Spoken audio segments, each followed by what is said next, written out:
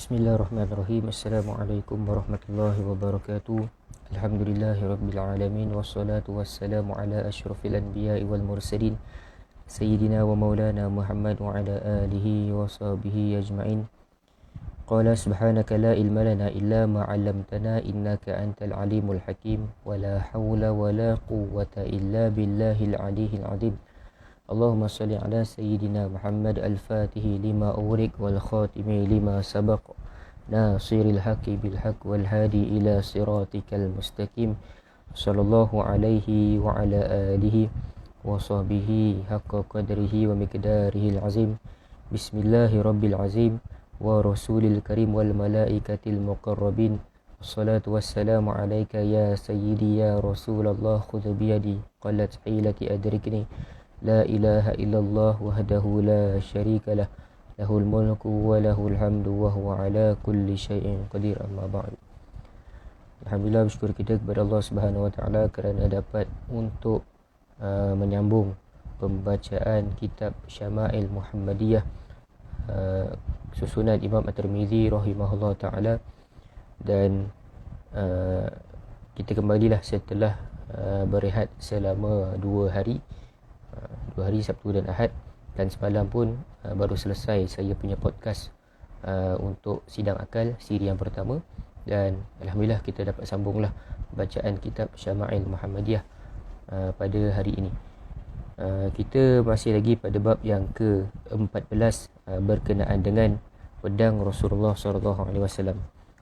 Kita masuk pada hadis yang ke-103 berkenaan dengan penempa pedang Nabi SAW. Qala mu'allifu rahimahullah ta'ala wa nafa'na bihi wa bi'ulumihi wa barakatihi fid darain amin.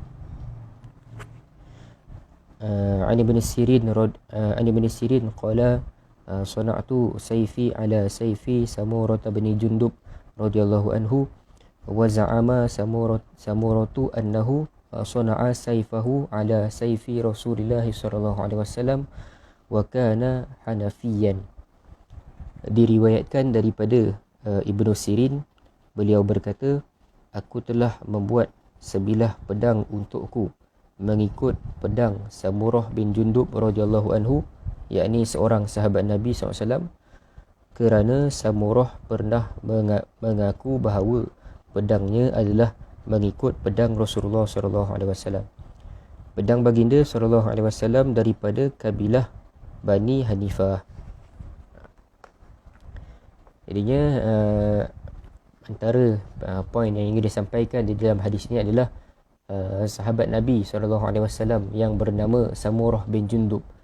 Samurah bin Jundub radhiyallahu anhu ini, beliau menempa pedang untuk dirinya sendiri mengikut bentuk dan juga rupa pedang baginda Nabi SAW yang dibuat oleh seorang tukang pedang dari kabilah Bani Hanifah. Dan pedang Nabi SAW ini dibuat daripada ditempa oleh kabilah Bani Hanifah. Dan Samurah bin Jundub pun dia menempa juga pedang untuk dirinya sendiri, pedang untuknya lah, mengikut bentuk dan juga rupa sebagaimana pedang Nabi SAW. Kemudiannya langkah beliau ataupun kemudian langkah beliau ini, Samurah bin Jundub ini diikuti oleh anak muridnya yang bernama Ibnu Sirin, Imam Ibnu Sirin. Sebab Imam Ibnu Sirin ni dia dengar daripada gurunya, yakni Samurah bin Jundub, bahawa Samurah bin Jundub ini pernah buat satu pedang dia pernah tempa satu pedang dengan bentuk dan rupanya sama macam mana bentuk pedang Nabi SAW. Dan kemudiannya ditirulah oleh Imam Ibnu Sirin ini, dia ikut langkah gurunya yang meniru pedang baginda Nabi SAW. Dan yang keduanya, Bani Hanifah ialah kaum Arab yang terkenal lah dengan kepandaian mereka ini untuk membuat pedang. Dan hasil tempaan pedang daripada Bani Hanifah ni, pedang mereka ini memang sangat terkenal lah. Hasil pedang mereka ini memang sangat terkenal, dan pembuatan pedang itu sangat halus. Dan sebab itu pedang Rasulullah SAW dibuat oleh kaum tersebutlah, Bani Hanifah. Sebab Bani Hanifah ini memang kepakaran mereka ini memang membuat ataupun menempa pedang, dan Nabi SAW gunakan kepakaran mereka itu untuk Nabi sendiri buat pedang pada mereka. Itu. Dan antara pengajaran yang kita boleh ambil daripada hadis ini adalah, yang pertamanya, galakkan untuk kita ini mengikuti sunnah dan amalan Nabi SAW, sekalipun dalam urusan kebiasaan hidup yang tiada padanya arahan daripada agama, sebagai mencontohi sikap sebahagian sahabat dan tabi'in. Jadinya kita boleh untuk mengikuti sunnah dan amalan Nabi SAW, walaupun perkara tersebut tidaklah diarahkan oleh baginda Nabi SAW, tapi kita ini boleh niat untuk mengikuti Nabi SAW. Ikutan tersebut dapat menambahkan kecintaan kita kepada baginda, dan akan diberi pahala lah jikalau kita ini berniat untuk mencontohi ataupun mengikuti baginda Nabi SAW. Kita ini bukan semata-mata hanya ikut apa yang Nabi SAW kata perkara ini sunnah ataupun wajib, kita ikut, tapi juga ada perkara-perkara yang Nabi SAW tidak arahkan ataupun tidak mensunatkan amalan ataupun perbuatan tersebut. Itu menunjukkan keharusan lah untuk kita ini mengikuti Nabi SAW, walaupun perkara itu dalam urusan kebiasaan hidup ataupun perkara-perkara yang berkaitan dengan benda-benda yang harus. Jadi boleh untuk kita ikut dengan kita berniat untuk mencontohi baginda Nabi SAW. InsyaAllah kita akan mendapat pahala daripada Allah Subhanahu Wa Taala. Dan yang keduanya, pengajaran yang kita boleh ambil adalah memanfaatkan kepakaran dan kemahiran yang ada di sekeliling untuk dimanfaatkan bagi urusan jihad dan urusan lain yang berkaitan dengan agama. Seperti manalah Nabi SAW itu menggunakan kepakaran kaum Bani Hanifah ini untuk Nabi manfaatkan kepakaran mereka ini untuk membuat pedang. Nabi gunakan kepakaran ataupun kepandaian yang mereka ada ini untuk membuat pedang, dan Nabi SAW pun memintalah mereka ini untuk menempa pedang baginda Nabi SAW untuk digunakan sebagai alatan untuk berjihad, alatan untuk peperangan. Jadinya Nabi memanfaatkanlah kemahiran mereka ini ataupun kepandaian mereka ini dalam menempa pedang untuk baginda Nabi SAW itu guna pedang yang dibuat oleh mereka itu dalam peperangan. Itu antara yang kita boleh contohi Nabi SAW lah. Kita manfaatkan segala perkara yang ada di sekeliling kita ini yang ada kemahiran ataupun yang ada kepandaian yang boleh memberi mereka punya skill ataupun skill mereka inilah yang boleh kita gunakan untuk memberi manfaat kepada agama. Kita boleh guna, kita boleh pakai, kita boleh minta mereka lah untuk tolong dalam urusan agama. Itu sebab itu Nabi SAW pedang Nabi SAW itu ditempa oleh Bani Hanifah daripada kaum Arab yang memang terkenal lah mereka ini untuk membuat pedang untuk peperangan. Itu. Jadinya itu merupakan hadis yang terakhir di dalam bab berkenaan dengan pedang Nabi SAW. Nanti saya akan bacakanlah nama-nama pedang Nabi SAW.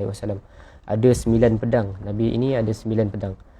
Dan kesimpulan yang kita boleh buat daripada hadis yang bukan semalam lah, hadis yang beberapa hari kita bacakan berkenaan dengan bab yang ke-14 ini, kita boleh simpulkan yang pertama, Nabi SAW itu mempunyai pedang yang berhias di hujung hulunya, berhias dengan perak di hujung hulunya. Dan yang keduanya, pedang Nabi SAW ini dibuat oleh seorang daripada kabilah Bani Hanifah, iaitu satu kabilah yang terkenal dalam pembuatan pedang pada zaman baginda. Yang pertama tadi, Nabi SAW ada pedang yang dihias dengan perak pada hulu. Pada hulu ni, pada tempat pemegang pedang Nabi SAW itu ada sedikit hiasan daripada perak. Itu yang keduanya, pedang Nabi SAW ini dibuat oleh Bani Hanifah. Bani Hanifah yang sangat terkenal lah dalam kategori untuk membuat pedang. Memang sangat terkenal mereka ini. Dan yang ketiganya, menurut ahli sejarah, Nabi SAW mempunyai lebih daripada sebilah pedang. Nabi ini mempunyai lebih daripada satu pedang. Dan pedang baginda yang termasyhur adalah yang bernama Zulfikar. Zulfikar. Dan semua pedang Nabi SAW itu, Nabi SAW menamakan pedang-pedangnya.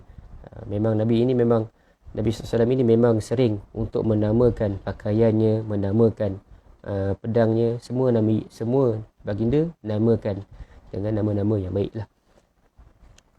Dan pedang Nabi SAW yang sering kita dengar ataupun yang termasyhur adalah Zulfikar. Zulfikar ni yang pedang tu dia ada dua bucu dekat hujung. Kalau pedang biasa kan hanya ada satu bucu saja kan. Satu bucu saja di hujungnya, tapi Zulfikar ni ada dua. Satu tu atasnya ada lagi satu bucu. Ada lagi satu dia punya tempat tajam tu lah. Ada dua tempat tajam di hujung pedang. Itu Zulfikar. Okey, antara pedang, nama-nama pedang yang Nabi SAW ada adalah yang pertamanya Al-Ma'thur. Al-Ma'thur ini ialah pedang yang awal dimiliki oleh baginda Nabi SAW.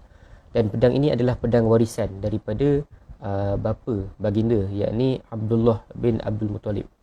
Memang pedang ini memang pedang yang ada pedang yang terawal yang Nabi miliki, yakni pedang warisan daripada bapanya, yakni Abdullah bin Abdul Muttalib.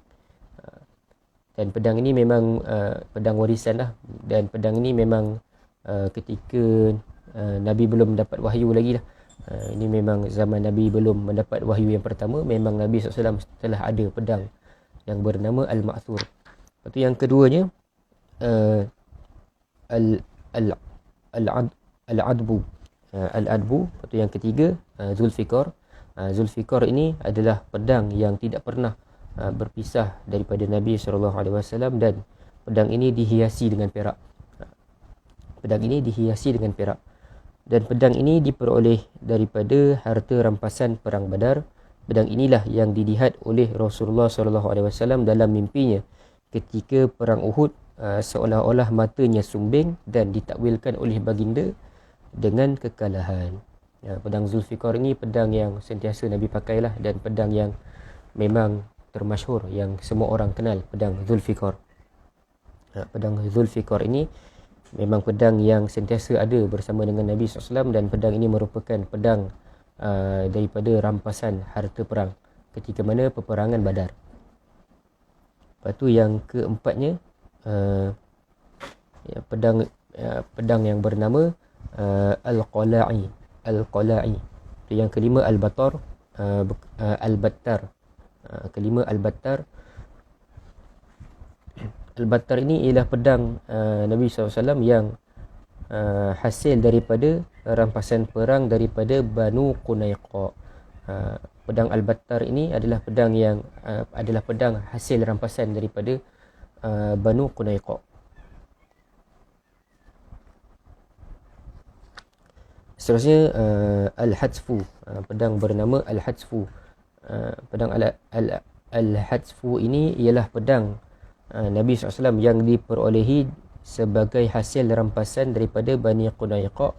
Dikisahkan bahawa Nabi Daud AS mengambil pedang Al-Battar daripada Goliat sebagai rampasan ketika baginda mengalahkan Goliat tersebut semasa umurnya 20 tahun.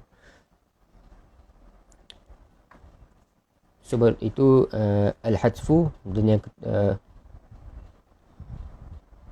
Al-Battar, Al-Hatsfu. Lepas tu yang ketujuh Ar-Rasub. Ar-Rasub.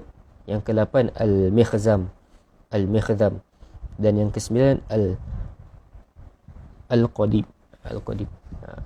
So ada 9 pedang Nabi SAW. Pertama Al-Ma'thur, Al-Adbu, Zulfikar, Al-Qala'i, Al-Battar, Al-Hatsfu yang ke-6, yang ke-7 Ar-Rasub, yang ke-8 Al-Mikhdam, dan yang ke-9 Al-Qadib.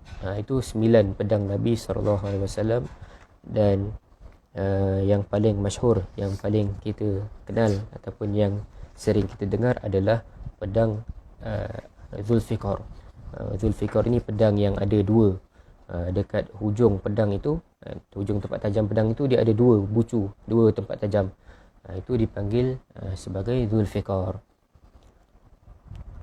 Alhamdulillah telah selesailah kita punya bacaan hadis pada bab yang ke-14 berkenaan dengan pedang Nabi SAW, dan insya-Allah pada hari esok kita akan masuk pada bab yang ke-15 berkenaan dengan baju besi Rasulullah SAW. Wallahu subhanahu wa ta'ala a'lam. InsyaAllah kita berjumpa pada hari esok. Terima kasih kepada yang join live pada tengah hari ini. Assalamualaikum warahmatullahi wabarakatuh.